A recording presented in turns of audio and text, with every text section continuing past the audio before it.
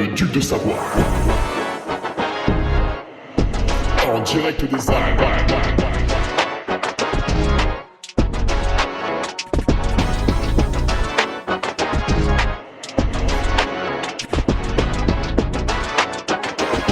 Le podcast de Hugo Ferrari. Et bonjour tout le monde, on se retrouve sur le podcast de Ferrari numéro 251 avec une question de Maxime Groman qui est patriote de longue date, de très longue date. Merci à toi Maxime.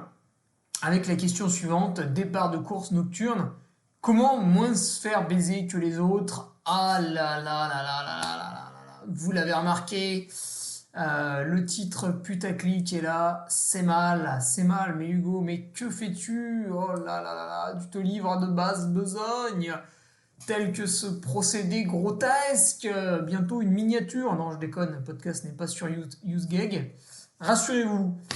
Avant toute chose, merci à Hugo Balder qui m'a réalisé cette petite introduction. Alors pour répondre à je sais plus qui là qui m'a agacé l'autre jour, non on dirait pas de la tectonique. T'en écoutais très peu visiblement, c'était beaucoup plus de la merde que ça. Donc non, petit mix sympa. Alors Hugo qui est en fait au-delà de porter un très joli prénom qui est le mien, est aussi DJ.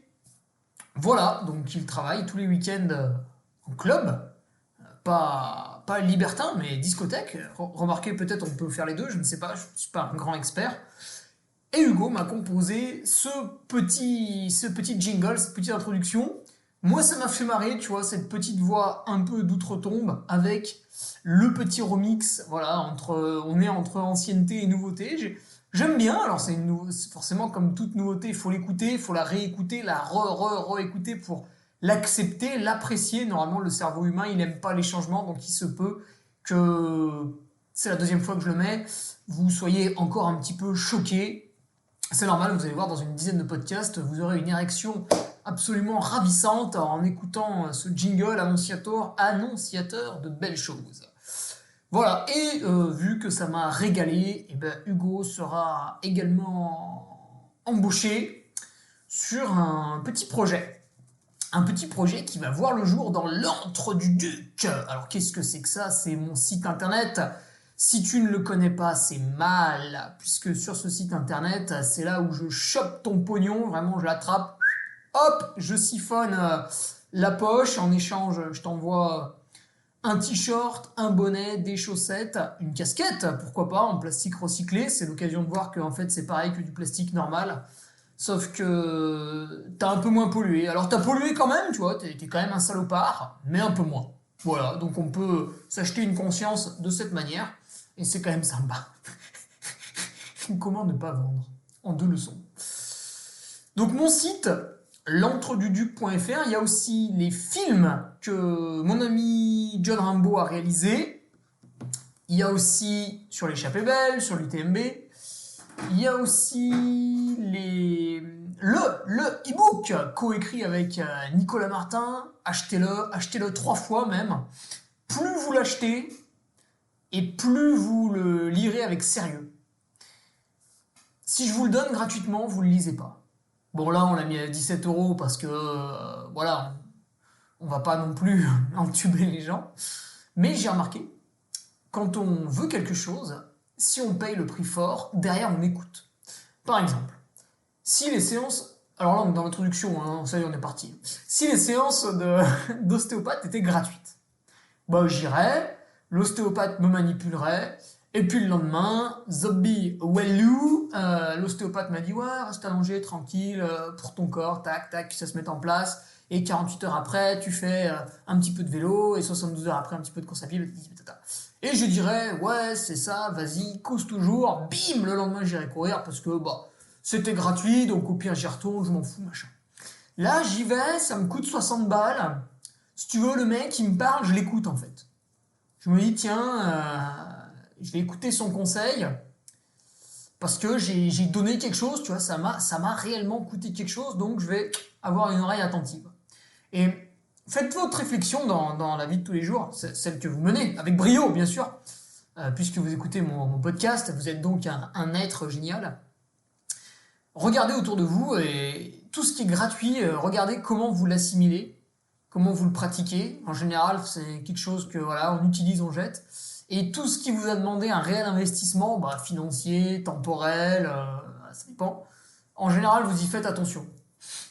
Par exemple, vos enfants, vous y faites attention. Parce que le gamin, s'il a 8 ans, ça fait 8 années qu'il vous coûte une blinde, qui vous prend du temps, etc. Donc vous avez envie qu'il grandisse plus ou moins bien. Bon, après, il y a l'aspect social aussi, on n'exploite pas ses gosses, mais enfin en France en tout cas. Mais, mais regardez, tout ce qui vous a coûté vraiment du pognon, en général, vous y faites gaffe et tout, vous faites soin. Alors que ce qu'on vous donne gratuitement, bon voilà. Bref, ouais, tout ça pour dire qu'il y a le e-book qui est en vente sur le site. Mais on s'en fout du prix, de toute façon on en a déjà vendu plein, donc c'est que le prix est tout à fait raisonnable. Mais si vous voulez, on peut le mettre plus cher, il n'y a aucun problème. Je suis savoyard, donc j'aime l'argent, bien sûr, comme tous les savoyards. Il y a le sketch de Jean-Michel Mattei qui est exceptionnel sur YouTube. Je citerai une parole. En Savoie, on jette l'argent par les fenêtres, mais de l'extérieur vers l'intérieur, tu vois. Alors, rassurez-vous, on jette aussi de l'or. Quelques nouveaux patriotes, beaucoup, puisque l'autre fois, je vais pas vous mentir, j'avais enregistré un petit peu le podcast à l'avance, parce que le mercredi, j'étais pas là.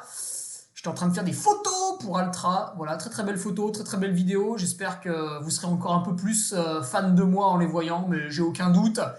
J'étais vraiment resplendissant derrière l'objectif, comme toujours. Donc quelques nouveaux patriotes, Grégoire Desloges, Jérémy Cruau, Jérôme Merle, Benjamin Simoneau, Alexandre Raimonet, mon ami Steve Daubert. Alors là, j'attends vraiment son jugement sur le Patreon, puisque c'est quelqu'un de très pragmatique, de très militaire, donc un peu carré et tout. Je ne le voyais pas du tout adhérer au Patreon, et bien si, il y est. J'en profite pour lui adresser tous mes messages d'encouragement, puisque ce matin, la news est tombée. La news. Steve Daubert sera sur le dernier survivant, aux côtés de... je sais qui est à ses côtés, mais je sais pas s'ils ont été présentés. En tout cas, il y a mon frère. Mais il y a aussi d'autres personnes. Ça va être le meilleur dernier survivant. On va vivre le meilleur championnat de France, et après on va vivre le meilleur dernier survivant. Ça m'excite, là déjà, rien que d'en parler. Allez, d'autres patriotes, Julien Lantrin, Stéphane Dubois, Pierre-François Désert. Alors évidemment, on fera pas de vanne avec les noms de famille, Dubois et Désert. On gardera ça pour les speakers, moi donc. Ah, vas-y, je fais une vanne. Non. Willy Crochet, après plusieurs années de connaissances, l'homme saute le pas, là aussi. Intéressant, son retour. Peut-être il va me dire, c'est nul. Et Jérémy. Voilà, à part vous dire qu'il vient de l'Aveyron. Niveau animation, écoutez, malheureusement la Savoyarde dimanche a été annulée.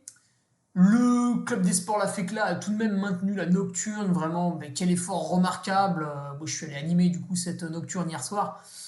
Quel effort remarquable de leur part, puisqu'il y avait très peu d'inscrits, 3 fois moins que d'habitude. Il a fallu innover avec un nouveau concept, puisqu'il n'y avait pas assez de neige.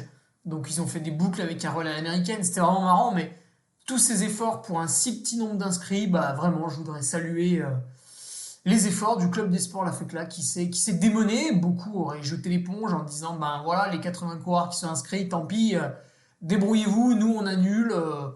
Non, on a fait un événement qui était super sympa, du coup très convivial, puisque peu de personnes. Le repas d'après-course avec la croziflette, évidemment, je l'ai agressé violemment, après 4 heures passées dans le froid. Je peux te dire que la croziflette, elle n'a fait qu'un tour. Voilà, c'était sympa. Malheureusement, dimanche, c'est annulé. Et samedi, pour le biathlon, ouvert à tous. Ils attendent demain pour une météo plus précise. Malheureusement, ça annonce beaucoup de pluie. Donc, pour faire une initiation biathlon, c'est quand même un peu chiant. Et d'un point de vue coureur, je reviens du trail de Vulcain, où j'ai pris la 3e place derrière l'expérimenté Alexandre Béraud. Alors c'est marrant, il avait fait 3e, il avait fait 2e, et cette année il gagne. Voilà, 2018 3e, 2020 2e, et 2023 premier. Bravo Alex. Surtout ne reviens pas, puisque maintenant que tu as fait le triplé, tu n'as plus de place à saisir. Il a tout fait.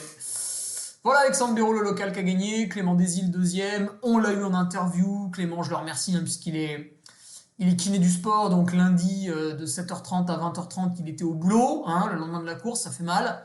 Et il a pris du temps mardi pour nous proposer un bel audio sur la revue de presse sur le Patreon. Et mon retour du trail de Vulcain, eh bien, vous l'aurez ce vendredi sur Patreon avec l'analyse de ce qui a fonctionné, ce qui n'a pas fonctionné, est-ce que je suis parti trop vite, si oui, pourquoi, à quel moment je me suis dit qu'il fallait freiner, ou alors c'est pas ça, qu'est-ce qui s'est passé, voilà, le peuple veut savoir, eh bien la Duke Army sera au courant ce vendredi. Voilà, sur le Patreon. Donc au niveau du coureur que je suis, il y a le 10 km d'Aix-les-Bains qui intervient dans la prépa Istria. On a choisi avec le coach de ne pas faire des blocs débiles comme avant l'UTMB, puisque c'est une course un peu différente, qui va durer à peu près 4 heures de moins, et qui surtout va me demander de courir, en fait, plus que de marcher avec les bâtons. Donc la prépa est différente. Et il y a le J-30 qui approche, ça commence mercredi prochain, podcast journalier pendant 30 jours, pour parler de cette préparation et de la course, bien sûr, avec ses tenants et ses aboutissants. Et aussi, vous saurez pourquoi on fait un 10 km à 3 semaines d'un 100 miles. Certains ont fait un 100 miles à 2 mois des mondiaux, donc j'ai le droit de faire un 10 km à 3 semaines d'un 100 miles. Je pense que c'est un petit peu plus cohérent dans ce sens-là. Que dire de plus ? Rien. À moins qu'il faut absolument que vous alliez sur mon site internet pour acheter plein de choses. C'est l'occasion de découvrir des produits made in France ou made in Europe. Voilà, comme ça vous exploiterez un petit peu moins les Chinois. Et oui, parce que déjà vous avez un iPhone dans les mains. Ah, ça, vous voulez pas savoir comment ça a été construit. L'estime de vous baisserait. Oui, j'ai un Samsung et alors c'est comme les noix de cajou. On n'a pas envie de savoir comment elles sont ramassées. Ce qu'on veut, c'est avoir le meilleur prix au kilo. On s'en bat les couilles, des femmes pauvres dans les champs. Ça nous intéresse pas, ça. Ça intéresse pas Sandrine Rousseau, en plus, tu vois. Donc, Alors, départ de course nocturne. Comment moins me faire baiser que les autres ? Eh oui, puisque qui dit départ de course nocturne dit sommeil entamé. Sommeil entamé, il n'y a pas de secret. Sommeil entamé, vous êtes foutu, vous avez perdu du sommeil. Moi, je dirais, dans un premier temps, il faut l'accepter.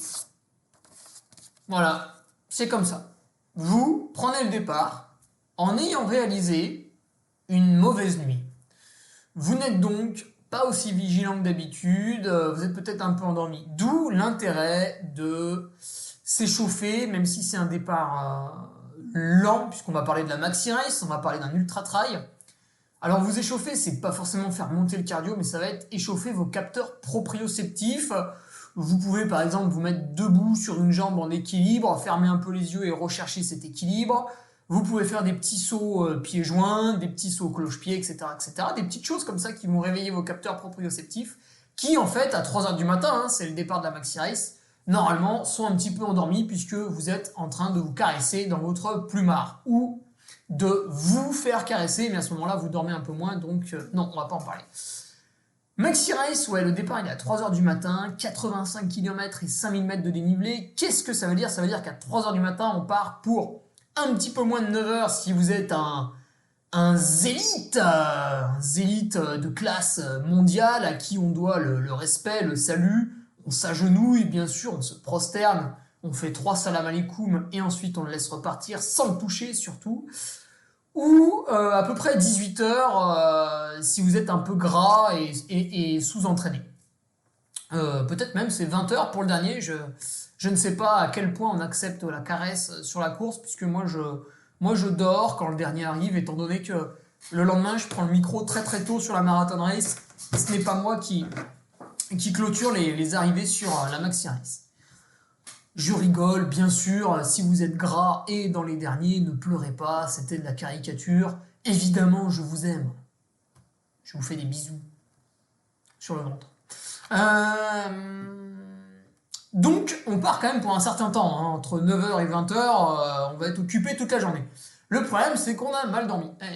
Donc ça, c'est un fait. Vous partez, vous avez mal dormi. C'est obligatoire, puisque même dans le meilleur des cas, je pense que celui qui se réveille le plus tard, il se réveille à 2 heures du matin. Donc, vous avez mal dormi, vous avez dormi 3, 4, allez, max 5 heures. Et, anecdote, en 2014, la Maxi Race, c'était mon premier trail long. Je n'avais bien sûr pas de cote ITRA. L'index UTMB n'existait pas. TikTok non plus d'ailleurs. Et du coup, je me présentais au départ de la Maxi Race sans bénéficier du SAS Zélite. Alors évidemment, la veille, j'ai cassé les pieds à Stéphane Agnoli, à Laurent Blondel, qui sont les organisateurs de la Maxi Race. Enfin, maintenant, c'est uniquement Stéphane. Et je leur ai dit, regardez, je suis super fort, il faut absolument me mettre avec les élites, je vais leur casser la gueule, parce que je suis une énorme machine de guerre. Et évidemment, ils n'en avaient que foutre. Donc ils m'ont dit, écoutez, monsieur Ferry, vous êtes gentil, oui, ok, on comprend, vous venez de faire 7ème au trail niveau la Robar, mais la règle, c'est la règle. Donc ce qu'on peut vous proposer, c'est rien du tout, mais venez très tôt et du coup vous pourrez vous mettre juste derrière ces élites. Peut-être pourriez-vous même respirer le même air qu'eux. Aurez-vous la chance de l'approcher, de le toucher, cet animal rêvé qui sera devant vous dans son sas, comme on parque des chevaux de course. Eh bien, je suis venu attendre devant les barrières à 2 heures du matin alors que le départ était à 3 heures. Donc, partant de chez moi, de Chambéry, ma maman avait eu la gentillesse de m'emmener. Donc, on s'est réveillé à 1 heure du matin. Et en fait, moi, je m'étais couché à 22 heures, mais j'ai pas dormi. Donc, j'ai fait une nuit blanche. Et j'ai pris le départ de la Maxi Race avec une nuit blanche. Ça ne m'a pas spécialement gêné. Je suis quand même parti trop vite. Voilà. Et par contre, après, j'ai douillé sur la fin de course. Tout ça pour dire que il faut pas paniquer parce que vous avez mal dormi la veille. C'est le cas de tout le monde. Et il y en a forcément qui ont encore moins bien dormi que vous. Donc, no stress, c'est pour tout le monde pareil. Déjà, on met le stress de côté. Ça va vous aider à vous endormir, de déstresser à fond.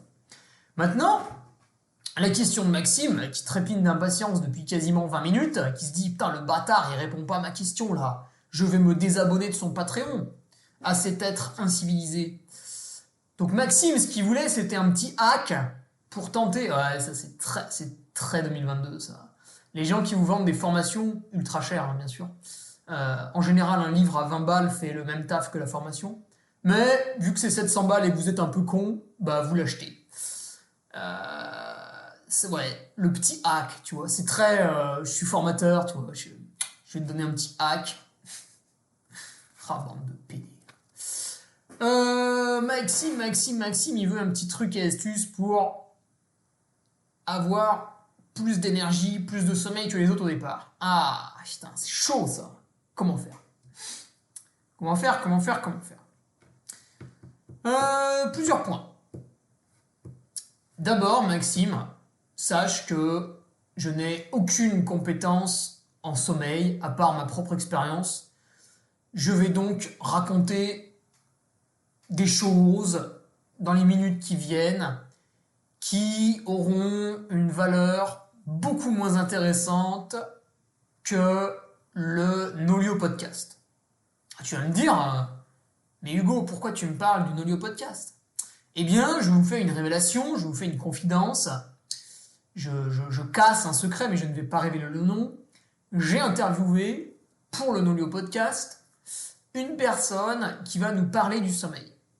Et cette personne, c'est son travail. Voilà. C'est un ou une chercheuse, peut-être chercheuse, missile, pardon, guerre en Russie. Et dans le Nolio Podcast, alors je ne maîtrise pas sa date de sortie, mais elle sera interviewée et vous livrera de très très bons secrets sur le sommeil. Maintenant, mon petit Maxime, je suis pas tout à fait sûr qu'il sorte avant la Maxi Race, donc croisons les doigts et prions notre Seigneur Bornus de bien vouloir accomplir cette volonté. Passons donc à mon expérience personnelle. Tu peux faire plusieurs choses, Maxime. Déjà, tu peux prendre de la cocaïne. Ah non, merde, c'est interdit. Oui, mais tu ne seras pas contrôlé, donc prends de la cocaïne. Bon, après, les gens me disent que Baou, c'est un peu cher. Du coup, forcément, si je leur parle de cocaïne, ils vont râler que ça coûte 50 € le gramme. J'en sais rien. Ce que tu peux faire, c'est avant la course. Avant la course, bien dormir. Tu vas me dire, putain, génial, dis donc, merci du conseil, j'y aurais pas pensé. Oui, non, mais calme-toi. Bien dormir, qu'est-ce que ça veut dire? Je prends mon exemple, je me rends au trail de Vulcain. Alors, c'est pas un objectif, c'est un trail de préparation. Évidemment, j'ai ajusté l'entraînement pour être capable de livrer une bonne performance, mais je ne vais pas faire trop de sacrifices pour ce trail de Vulcain. Et donc, avant le trail de Vulcain, j'ai accepté 3 jours de shooting avec la marque Altra pour la nouvelle collection, des interviews, des vidéos, créer du contenu pour toute l'année. Donc voilà, le deal, c'est ça, on consacre 3 jours à la marque, on rencontre aussi les commerciaux, les têtes pensantes, etc. Des gens très haut placés chez Altra, ça me fait énormément plaisir de mettre un visage sur les noms que je vois passer en mail. Mais 3 jours de shooting, voilà, il y a les déplacements en voiture, il y avait le froid, parce que quand tu fais des photos en t-shirt et qu'il fait 5 degrés et qu'il y a un petit peu de vent à 1600 mètres d'altitude, bon, il fait froid. Les déplacements, les trajets, parce qu'il faut aller shooter à tel endroit, etc., etc.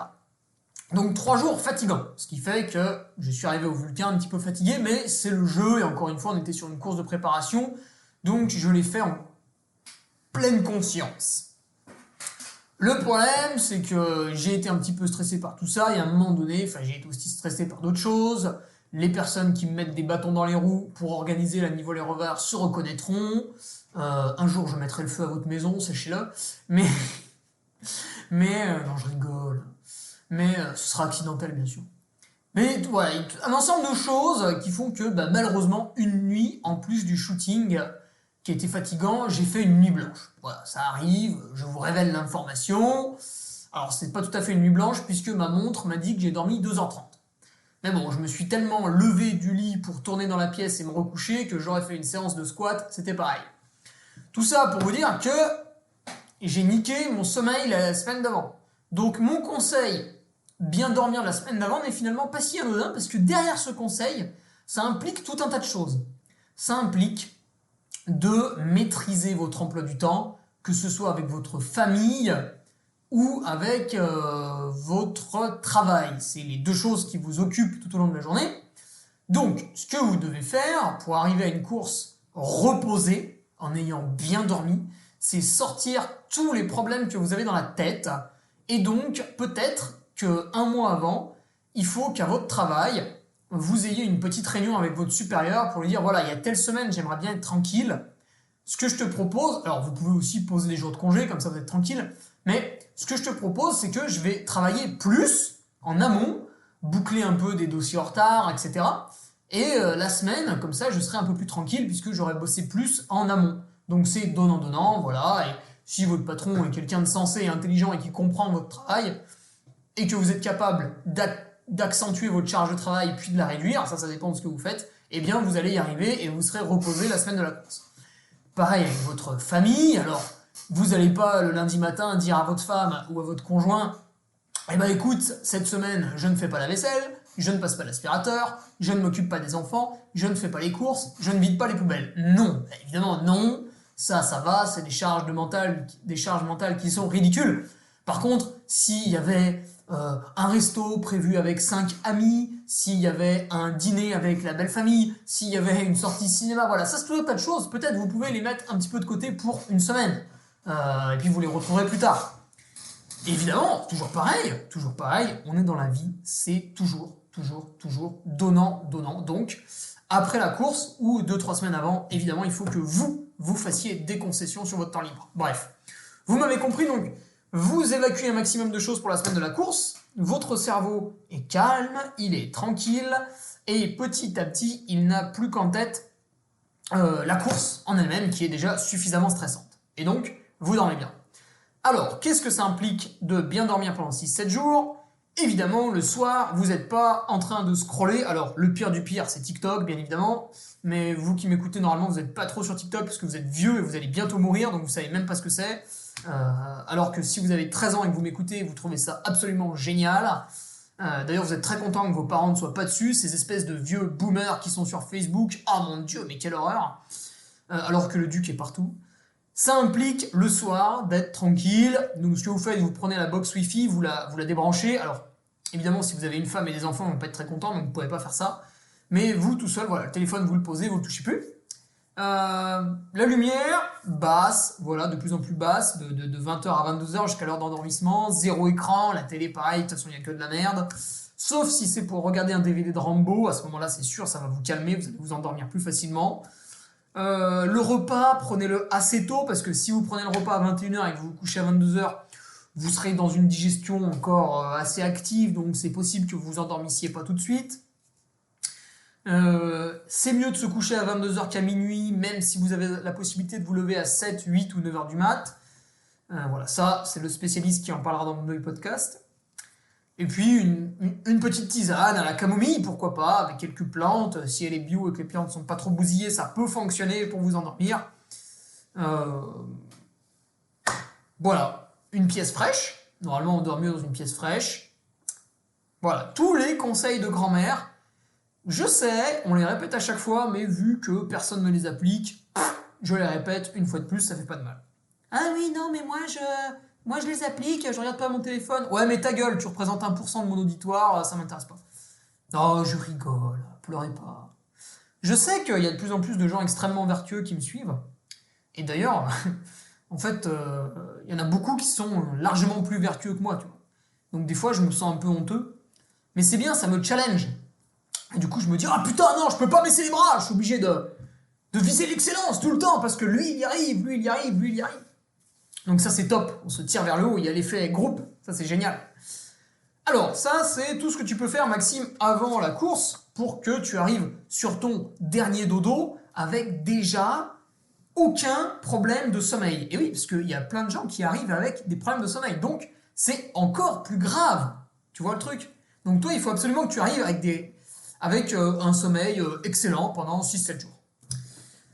Une fois que ça c'est fait, et c'est peut-être le plus dur, une fois que ça c'est fait, il y a ce que tu peux faire dans la journée, donc juste avant la course. Déjà,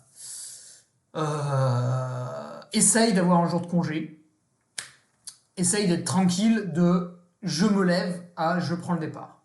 Bon, là tu vas te recoucher un peu, mais t'as compris, la journée avant, on essaye d'être vraiment off, vraiment tranquille. Il faut s'ennuyer même la journée avant, tu vois, c'est important. Évidemment, il est où Orelsan là vous allez me parler de la sieste, puisque la sieste ceci, la sieste cela. Alors la sieste, si tu veux, et le spécialiste qui a dans le podcast, la sieste, c'est bien, c'est sympa, mais si vous faites la sieste, ça veut dire que vous avez des nuits qui sont pas exceptionnelles, et plutôt que de se dire, c'est pas grave, je fais la sieste, ça c'est un mauvais raisonnement, il faut se dire, d'abord je m'attelle à faire des bonnes nuits. Et après, éventuellement, j'ajoute une sieste. Mais d'abord, les bonnes nuits. Bon, là, c'est un cas un peu particulier. Tu vas partir pour une course. Alors, est-ce qu'il faut absolument faire une sieste? Je prends mon exemple. Moi, j'ai jamais fait la sieste. Quand j'étais petit, la maîtresse, en moyenne section, elle nous mettait dans le gymnase. Tous les enfants y dormaient. Et moi, je m'ennuyais parce que je ne dormais pas. Donc, évidemment, j'emmerdais les autres gosses, je leur jetais des trucs dessus, je leur tirais les oreilles, voilà, puis après je me faisais engueuler par la maîtresse. Et au final, au lieu d'attendre sur un matelas que l'heure de sieste elle passe, je me faisais chier au piquet et puis elle me forçait à écrire des trucs sur un livre. Bon, après, ça m'a permis d'apprendre à lire et à écrire avant d'entrer au CP, donc c'est quand même sympa. Mais, ouais, des heures de piquet, j'en ai fait pendant que les autres dormaient à la sieste. Donc j'ai jamais fait la sieste de ma vie, et du coup, forcément, si demain tu me dis fais la sieste avant la course, ça marchera pas. Les rares fois où j'ai fait la sieste, c'est parce que j'avais pris une énorme cuite avec des potes la veille, en boîte de nuit, dans une soirée chez quelqu'un, etc. Vraiment, je m'étais bituré la gueule, j'avais fait n'importe quoi toute la nuit. Alors moi, en plus, avec mon côté sportif, quand je bois, il faut que je cours partout, que je découvre absolument la ville où je suis. Et voilà, bon, y a des anecdotes, je pourrais en faire des tonnes, mais c'est pas le but, bien sûr. On peut faire la promotion de l'alcool, même si on s'est beaucoup amusé. Donc la sieste, ouais, jamais, jamais, jamais, sauf si j'ai peut-être une nuit blanche dans les pattes. Donc si vous êtes comme moi, un peu hyperactif, avec globalement des bonnes nuits de sommeil, vous n'avez pas vraiment besoin de faire la sieste, donc vous pouvez vous allonger pendant une petite vingtaine de minutes, et moi je me force à faire ça parfois, et en fait je fais pas la sieste. Par contre, ce qui se passe, c'est que je m'allonge, mon cerveau il tourne,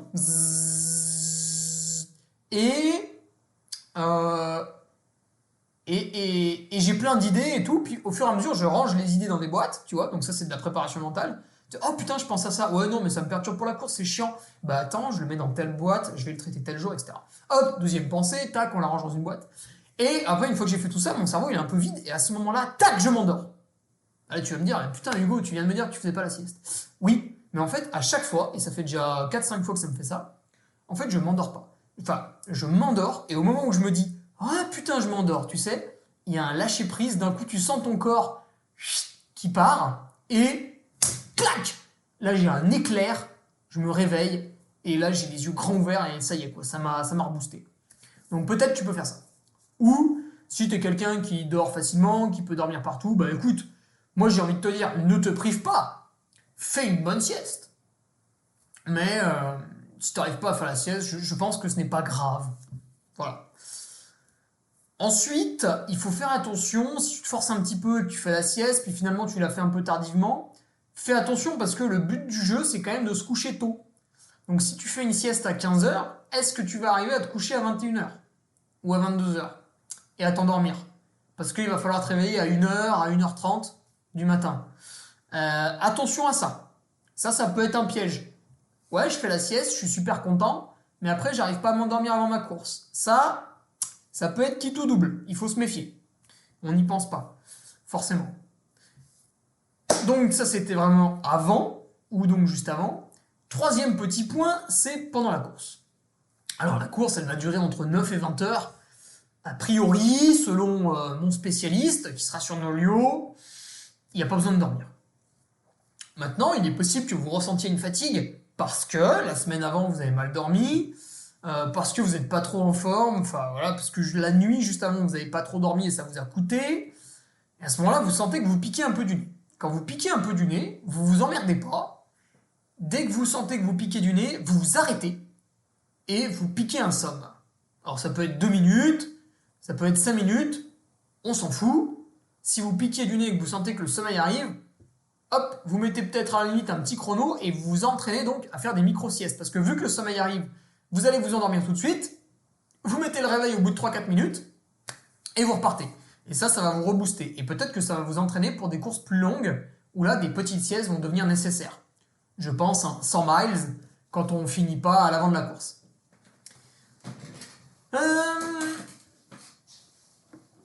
Qu'est-ce qu'on pourrait dire d'autre? Sur le pendant, c'est à peu près tout. Et moi, en fait, j'ai envie de te parler aussi de l'après, Maxime. Parce que là, du coup, tu vas niquer une nuit de sommeil. La nuit de sommeil, elle est niquée. Derrière, tu fais un effort physique qui est très important. Cet effort physique important va t'empêcher d'avoir une bonne nuit de sommeil ensuite. Et du coup, tu vas te retrouver avec 2 mauvaises nuits dans la besace pour la suite des opérations, la course d'après, la saison, etc. Donc l'après-course est très important. Si tu as été rigoureux avant la course, parce que tu as été motivé par ton objectif, je t'invite à ne pas céder au balécouillisme et à faire n'importe quoi. Je t'invite à être sérieux pendant la semaine après la course. Ça, on a tendance à se dire la course est passée, je fais n'importe quoi. Je trouve que c'est un peu dommage, parce que du coup on l'assimile pas très bien. Peut-être on traîne une blessure pour plus tard. Et moi, j'aurais de plus en plus tendance maintenant à le dire, il faut rester sérieux la semaine d'après la course. Et pourquoi pas, au bout d'une dizaine de jours, débrancher et s'amuser un peu avec ses copains. Mais j'aurais tendance à me dire, c'est bien de gommer cet effort physique extrême, parce que ce qu'on fait sur la maxi race, c'est extrême, tu vois. Même s'il y en a qui se caressent un petit peu, globalement, les mecs, ils en chient, tu vois, ils en bavent. Donc voilà. J'aurais de plus en plus tendance à dire qu'il faut blinder aussi la semaine de récup. Voilà mon petit Maxime. Évidemment, après, on peut s'amuser avec des petits produits locaux, comme prendre de la caféine pendant la course pour rester éveillé. Donc là, vous avez des petites capsules, ça existe. Moi, je pratique cet usage. Vous pouvez manger un peu plus salé, un peu plus protéiné pendant la période nocturne. Ça favorise l'éveil. Voilà, des petites choses comme ça. Mais encore une fois, si vous avez mal dormi pendant la semaine avant la course, vous aurez beau faire ce que vous voulez, et c'est ce que j'ai fait au Vulcain. Hein. Pendant la course, j'ai été hyper pro, le timing était parfait, mais la semaine avant, elle était pas bonne. Donc à un moment donné, j'ai payé l'addition. On était au kilomètre 45, j'ai reçu l'addition, j'ai fait « Ah !» J'ai demandé à Alex Béraud et à Clem Desil, est-ce qu'on partage? Ils m'ont dit non, et ils sont partis en courant. Ouais, donc voilà. Il faut vraiment s'appuyer sur la semaine en cours, c'est très important. Et si vous voulez parler en termes d'efficacité, de pourcentage, c'est ça le plus important. Le reste, c'est un peu du détail, quoi. Voilà. Loi de Pareto, 80-20, je sais pas si on peut l'appliquer, mais si on voudrait l'appliquer, 80, ce serait le sommeil toute la semaine avant la course, et 20, ce serait le sommeil de la veille de course, les petites siestes pendant, ou la caféine, etc., etc. Mais vraiment, la semaine avant la course.